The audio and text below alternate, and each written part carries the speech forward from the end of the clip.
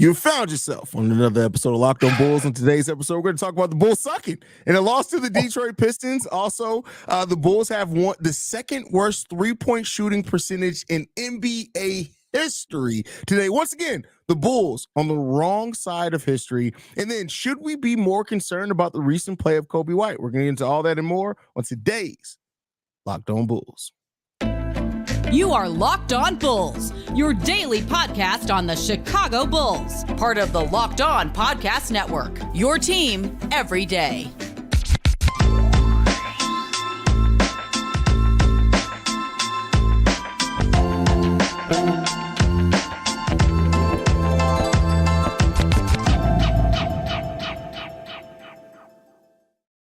Thank you for tuning in to Locked On Bulls, member of the Locked On Podcast Network, where it's your team every single day.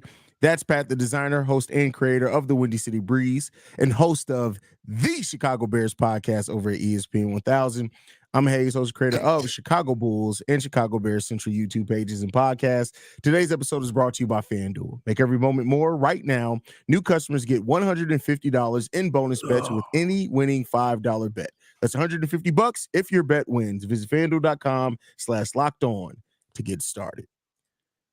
The Detroit Pistons now have 9 wins on the season. 2 of those wins, 2 of them, come against our very own Chicago Bulls. In this game today, Pat, I just want to go over this real quick. Oh, God. The Bulls scored 95 points in this game, right? Yeah. 70 of those points came from 3 players. DeMar and Vooch with 25, Drum with 20. That means that out of those 3 players, other than those 3 players, 6 other players checked into this game. Those 6 other players only could combine for 25 points. Yep. And 2 of them didn't score at all. I mean, how you want me to attack this, though? Like, what stat do you want me to give you on why this is a horrible? The only stat that I want from you is, where does this rank on the suck meter? That's all I care. Like, what? The suck meter is crazy. I didn't say the blow meter. I said the suck meter. Listen, it's a dual action activity. Yeah. There's options for both. That was crazy. I don't know, because this is a gut punch, but does this feel like the worst loss of the year? I don't know if this feels like the worst loss of the year. Both Boston losses feel worse than this. Yeah, I don't know if this is the worst loss of the year, but this is a loss that mathematically you shouldn't have lost. You lost once again, losing to a dude whose name that nobody knows until he plays you. Shout out to my you got to be Italian, Fontecchio. I don't even know how to say his name. I don't know, but he literally goes 5 for 9 from the 3-point line. They put Io on him, and Io couldn't do nothing with dude. Fontecchio, Fontecciano, Fudicelli, whatever it is. You should know this. Man, whatever, man. Listen, nobody knew he was in the NBA before this game.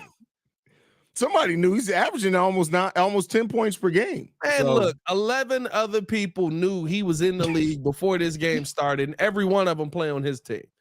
Like, stop. Like, there's nothing to say about this loss that makes any bit of sense. You got beat. I mean, listen, defensively, you failed to crack 100 points versus the NBA's worst defensive team based on their defensive rating. You allowed a team to rain threes on your head for the team that takes the least amount of three-pointers in the entire NBA. They're worse at shooting the 3 ball than you are, and you literally let them do everything. You want to know how bad this loss realistically is? There's nothing good about the Pistons. There's no stat when you go through their stats that you feel like, hey, maybe these guys are better than we think. They're 27th in scoring on the season. They are 29th in turnovers. They are 26th in block shots. They are 30th in steals. They are 30th in 3-point percent. Oh no, 22nd in 3-point percentage, 28th in 3-point attempts. Like, dog, like what number do you want that tells you how bad the Detroit Pistons are? And you know what the worst part about all of it is it just looks like the Bulls got into a point in that second half where they literally just went, hey, we ain't got it tonight. And I said that over on Central when I was doing my live stream. It literally got to a point in this game where it felt like the Bulls said, hey, we got the Cavs tomorrow. We'll get them tomorrow. It's like, I mean, they absolutely got dominated the entire second half. You got outscored 55-40. I guess all the momentum based on whatever that New Orleans win that you thought was a tough win was going to build for you. That's all out of the window. Like, there's no way. There's nothing about this game, especially about that second half, that feels like you have a team that you should have kept together.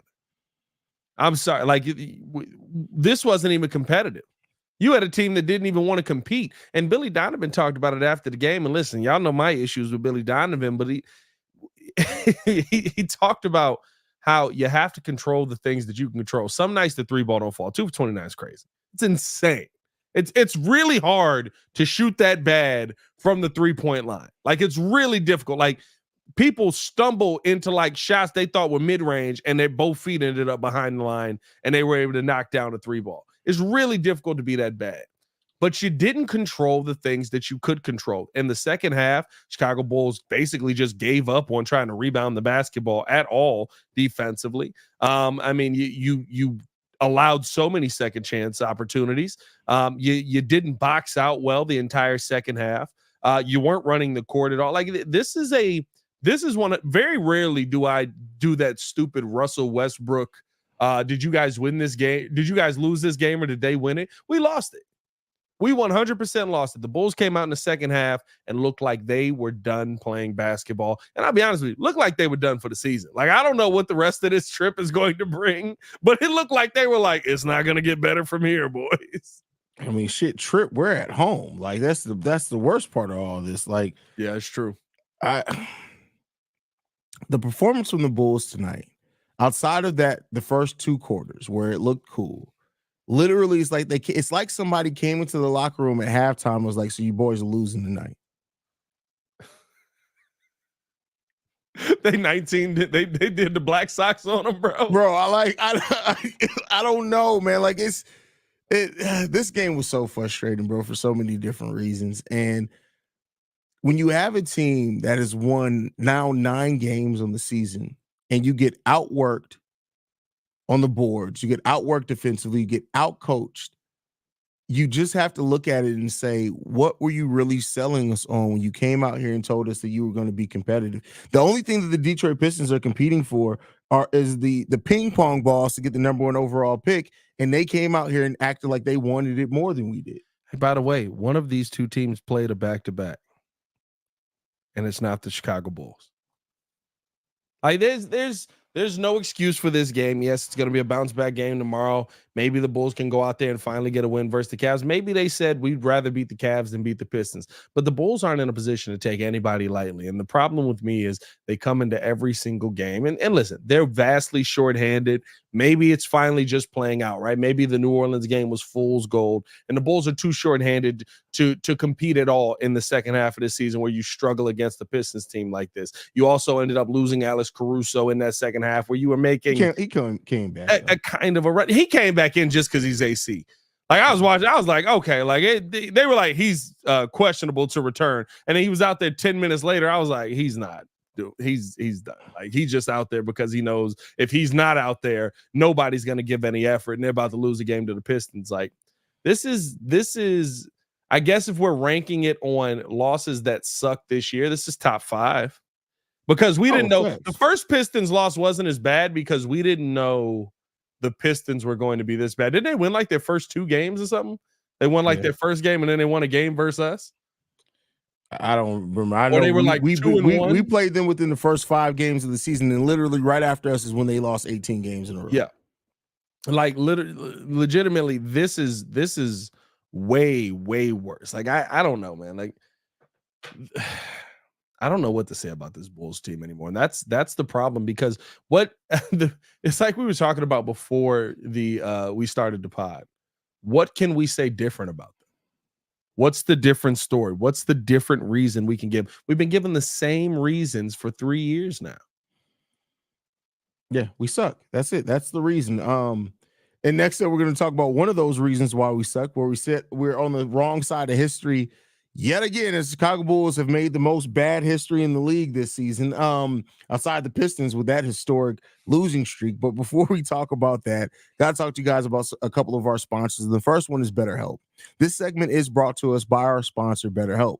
Sometimes we all need the opportunity to get something off our chest. Big or small, certain things can really start to get to you. It's important to let that out, especially to someone who's unbiased on your life. So today, I want to say how I really feel about something. You may even be thinking the same thing. You may even be thinking about the same thing this week. When it's been a stressful week. We're all Bulls fans, and Bulls fans, we all need some better help at this point. Can you hit up the therapist for Bulls game? I think we can. I definitely think that we can. And we need to. Therapy can be different for everyone. Most of us have bigger problems than our favorite sports team, and it's important to get things off your chest every once in a while. If you're thinking of starting therapy, give BetterHelp a try. It's entirely online, designed to be flexible and suited to your schedule. Visit BetterHelp.com and get 10% off your first month. That's BetterHelp, HELP.com/lockedon. I also got to talk to you guys about another one of our sponsors, and that is Stitch Fix. Ooh. Actually sent me a really good hoodie. I'll probably have it on tomorrow's show so I can show you guys the hoodie. Okay. But you know the instant confidence boost you get from an outfit that makes you look really good? That's what I get with Stitch Fix. Stitch Fix, you get a stylist who understands your style, size, and budget. They do all the shopping for you. It's the easiest way to update your wardrobe this season. Pat can definitely attest to it because Pat doesn't like to shop. Hate it. I thought you bought stuff on Amazon. I didn't know there was other websites you could go to. I literally hate it, bro. I'm not going shopping. Easily upgrade your wardrobe this year with a professional stylist that helps you find new on-trend favorites that will work for you. I just give my stylist my size, style, and budget preferences. I order boxes when I want to and how I want to. No subscription required. And they send 5 just for me pieces plus outfit recommendations and pro styling advice. I keep what works and send back the rest.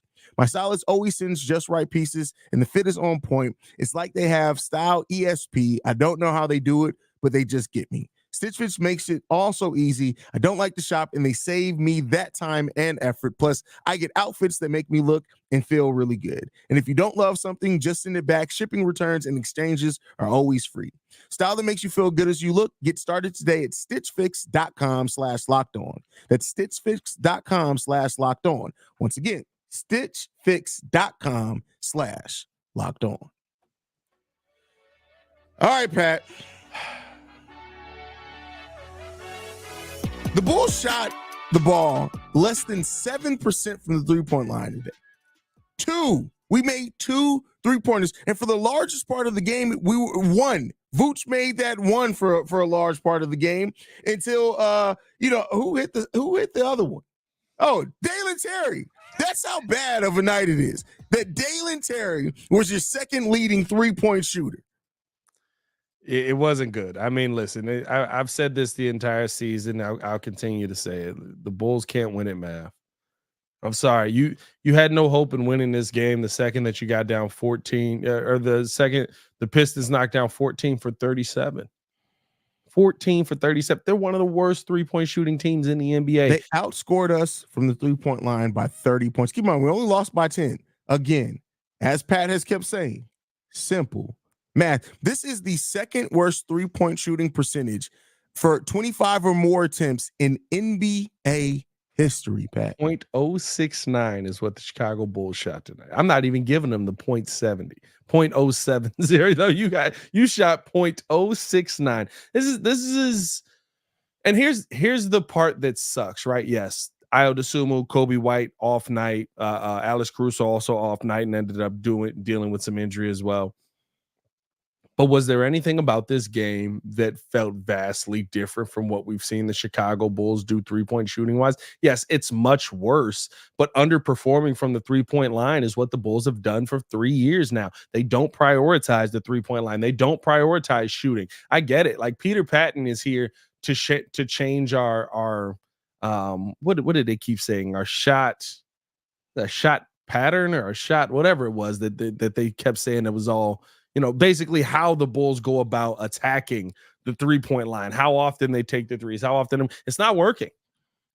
I don't know what you got. And you want to know why? Because you don't have players that think shoot. That's what's missing. Yeah. You need players that think shoot. I get it. When everybody was talking about Joe Harris, I'd rather see a younger player in there than Joe Harris. You know what Joe Harris thinks? Joe Harris over with who did he sign with the Knicks, right? Is he over there with the Knicks? I think the ball touches his hand, it's going up. He ain't thinking about it. Is that?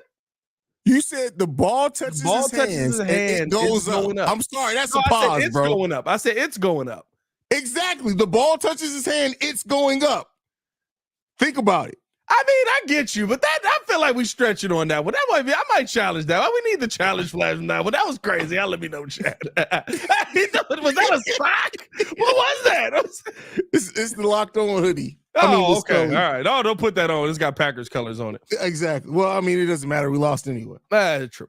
But no, I just I don't know, man. Like I literally look at this team and you just don't have players. Javon Carter's supposed to be that guy, right? That's what he was supposed to come in here as. That's just a nightmare every time you watch him do anything on the court. Bro, I don't care what they have to do. I don't care if they have to attach 2 future second-round picks. Get him off the team. Just go. Just get him off the team. Bro, one of the worst seasons I've ever seen from a player that signed here with some potential, bro. But you look at how he shoots the basketball. Pump fake, sidestep, pull up. Maybe, or it's a drive, right? Like you don't have enough guys where the second that they get the ball in their hand, they think I have to shoot the ball. There's too many guys on this team that think I have to get to the rim. And when you have when you have an out of balance ratio like that, that's how you get nights like this. And yes, this is a much worse night than we've ever seen from almost any other. Who's the worst team? We're the second worst. Who's the worst? I have to look that up. Give me 1 second. Keep talking. Like the fact that your second worst is bad, but the fact that there's somebody worse is crazy. Worse is crazy, but I just, this doesn't feel different to me though. This doesn't feel like this is something that the Bulls could change by just knocking down shots. You don't have guys that can do it. You just don't. You don't have guys that can do it. How many times? I mean, this is the same conversation we have, and this is exactly what I talked about last night was it 2 nights ago when we played New Orleans, and I was like, that was a good win, but it's not a good win if somebody comes out and they shoot the ball better. Agreed. So the worst was the Boston Celtics in 2014. They shot the ball 4% from 3-point line. That's impressive, bro. That's how many? 4%. How many did they shoot? 25. Dang. So we're worse. No, we have a better percentage. Well, they went 1 for 25. Yes. Yeah. We went 2 for 29. So I guess technically we're better, but it doesn't feel better. That's crazy. Now, here's the thing I'm going to throw to you. I talked about this a little bit on Central. How do you view it with Billy Donovan looking at Javon Carter, who ends up going 0 for 4, or any other player, and sees that we're clearly getting killed from 3-point line, and doesn't at least try to use Henry Drell or Ernalop Batum, considering their 3-point shooting consistency? Billy's who Billy is. Billy's going to put vets in. Billy's not going to put young pieces in unless he has no other choice. When he played Julian Phillips more minutes, it was because there were too many injuries to not keep him on the bench more. When he played Adama Sanago, it was the end of the game. We were just getting dog walked. You know what I mean? Like there's Billy Donovan's not going to. The reason Ayo got it, and I love Ayo, and Ayo was getting some run, but for the most part, the reason Ayo got in was because there were unexpected injuries to the team. The reason that Patrick Williams got in is because he was a 4th overall pick. You just literally couldn't justify not playing that guy when you drafted him 4th overall. Well, also that was also the evaluation season, right? Like that was the season where we still had Wendell and everybody to start that season off. I don't know, bro. This was so bad, right? Like I said, I can't remember. We have to go back and look at all the history we've made this season. But for a team that we've had 2 issues literally since DeMar DeRozan and now everybody joined this team, 3-point shooting and rim protection. Yeah. The same problems for 3 years in a row. And I would debate with you, this isn't even the worst side of history that we've been on, because this makes sense for the team that we have. Yeah. Like, if you think about it, you have the Golden State Warriors and they have a bad shooting night, they're probably shooting 30%. Yeah. That's a bad shooting night. Why? They took 45 3-pointers and made 15 of them. Yeah, I mean, like that's why that's a bad night. Like the math for the Bulls, like a bad night is like, hey, we fell off a cliff. Like, this team is not an NBA team tonight. The Windy City Bulls were on the court tonight. That's what we watched out there. No, because the Windy City Bulls make 3-pointers at a decent percentage. How many do they take? Maybe this is systemic. Maybe this goes all the way down to the bottom. That's a good question. I got to figure that out. How many 3-pointers are they taking? We got to figure that out on the other side, man. But first, I do got to tell you guys all about eBay Motors. Listen, here's the thing. When you're talking about passion, when you're talking about drive, when you're talking about patience, all the things the Chicago Bulls don't have, you need to be looking at eBay Motors, because what brings home the winning trophy is also what keeps your ride or die alive. eBay Motors has everything you need to maintain your vehicle and level it up to a peak performance, from superchargers, roof racks, exhaust kits, LED headlights, and more. Whether you're into speed, power, or style, eBay Motors has got you covered. With over 122 million parts for your number one ride or die, you'll always find exactly what you're looking for. And with eBay Guaranteed Fit, your parts are guaranteed to fit your ride every time, or your money back. Because with eBay Motors, you're burning rubber, not cash. Meanwhile, the Bulls are just burning cash everywhere because they're paying all these players that are basically just burnt rubbers. With all the parts you need, all the prices you want, it's easy to turn your car into the MVP and bring home that win. Keep your ride or die alive with ebaymotors.com. Eligible items only. Exclusions do apply. eBay Guaranteed Fit, only available to U.S. customers. Oh, man. This team's draining my energy, bro. I should have known something was going to happen when I decided to wear all black, the triple black today. Like, you got on black forces, don't you? You got on black forces right now. I mean, no, I'm in the house, bro. I ain't got on no shoes. I do got on black slides, though. So, I mean, they made from the same material. Pretty much. But with that said, man, Coby White has had a struggle here recently. Over the last 3 games, he's averaging 15.3 points per game, 4.7 rebounds, 4.3 assists. But the key thing here, the metrics that we're looking at, he's shooting the ball from the field over these last 23 games, 25.8%, which is far down from the almost 50% he was shooting at one point in time. What were you about to say? I said, oh, yeah. Oh, okay. And so it's a big concern that he's also shooting the ball 22% from 3-point range. Coby White has not been efficient. He's not been effective. He hasn't had that same oomph. How concerned are you about between the minutes? Like I said, I'm not trying to make it seem like Coby White sucks all of a sudden, but between the minutes that he's played, which is the second most in the NBA to DeMar, the fact that teams are guarding him differently now, they're game planning for him, and just the exhaustion level of everything else going on, how concerned are you about the rest of the season for Coby White? I don't know if I'm concerned about it, because I think shooters just go through slumps, right? Like everybody goes through a tough stretch shooting the basketball. Kobe's had a couple of ups and downs this season, but he's always ended up back on the right side shooting the basketball, right? Like the one thing that I thought was, maybe contributed to it, like you said, he's second in the NBA in minutes right now. Kobe actually was asked about that after the game, and he basically came out. He said, the minutes ain't catching up. I just got to hit shots. I think that that's what he's supposed to say. I think that that's what people want him to say. And that's the politically correct answer, but the shot looks short. The shot looks short. The deep shots that he was hitting early in the season, he's not hitting. We've ramped up. Coby White's kind of going through another sophomore season. Now he's not, right, because he's played in the NBA longer, but right, like we changed his role dramatically this year. And yes, he like minutes wise, it's no, minutes wise is turning into a crazy difference, but I guess like minutes per game wise, right? Coby was still playing a good chunk of minutes per game, but playing minutes per game and being asked to do something in every single minute of that game is a very different role to have, right? And so I wonder if maybe, right, the amount of time that he's playing is catching up with him. I wonder if, the shot just looks a little shorter. The legs don't look as good defensively. He's not looking as good in this time out there, right? There's too much going to it, but I don't know if I'm concerned by it because I think it's just the fact that maybe for this season, it doesn't end well. Maybe he doesn't end up winning most improved player, whatever it is, but he does have to get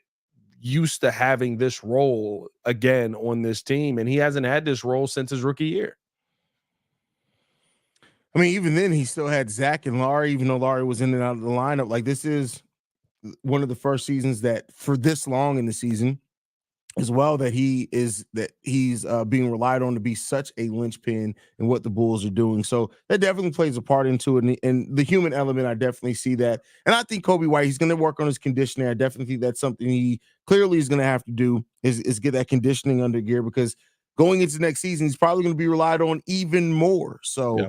I'm not too overly worried about it. I just think that he has things that he can do, and I think he's going to get another. We know Coby White's one of the hardest workers on the Chicago Bulls team. So him getting the opportunity to kind of focus on that this offseason, I think is going to be really big for him also. But yeah, this is probably going to be a tough go for Coby the rest of the season. There's also just not a lot of help. You know what I mean? Like when the offense becomes, hey, bud, it's you. It's not as easy as everybody thinks. You know what I mean? Like, yeah, you get all the shots, you get all the looks, but you have to maintain your confidence through that. We saw Coby White lose his confidence tonight. I think he was 2 for 12, had a wide open 3-pointer, and like just drove it into a contested mid-range shot. Right? Like you gotta. The one credit that I'll give Zach LaVine is when he was the only player on a bad team, and everybody's always like, "Well, you're the only player on a bad team." People. You get to get all the points and stuff. It's like, yeah, but now everybody's focusing on you, and you have to have the mindset of like, hey, if I'm struggling, it doesn't matter because I'm the only offense that this team is going to have. And I think that's the mindset I'm waiting for Coby to really unlock. It's not about him taking bad shots, but him maintaining. I felt like, again, the second half of this game, the aggressiveness of Coby White just disappeared. Like you can't have moments where you stop being aggressive, because you being aggressive opens up things for other people. I love what he's developed into as a leader. I love what he's developed into as a player. But the last, couple games before the All-Star break and just about every game since the All-Star break, we've had too many of those moments where it's almost felt maybe a little bit Zach LaVine-like, right? Where Zach would be like, I'm going to let everybody else get theirs, and then I'll get mine in the third quarter. I need you to go. I need you to be on go every minute. I watch Anthony Edwards. He's on go. He's not taking his time. And he's like, oh, well, I'm the leader. I'm going to get my shots, and everybody else feed off of me. That's the next step to me for Coby White. And you do need to be not tired to do that. I think playing 40 minutes a night pretty much is going to contribute to that. Yeah. Let's see what he can do. Any last thoughts, Pat, before we get up out of here, brother? Blame who we want to blame tonight for the music not playing. Blame Javon Carter. That's a pretty good bet. You know what you need to do? We need to develop also music to play on losing nights. Oh, we got that. Okay, well, there you go. Go ahead and do Red Nation. Follow us on everything at Pat the Designer. You can follow me on everything, or you can follow me on everything at Pat the Designer. Follow us both on everything at Locked On Bulls. And that one was wet. You guys can follow me at CEO Haize. And thank you guys for tuning in to another episode of Locked On Bulls. We are free and available on every podcasting app and platform of your choice, as well as YouTube. For Pat the Designer, I'm Haize. This is Locked On Bulls, and we out of here. Peace, y'all.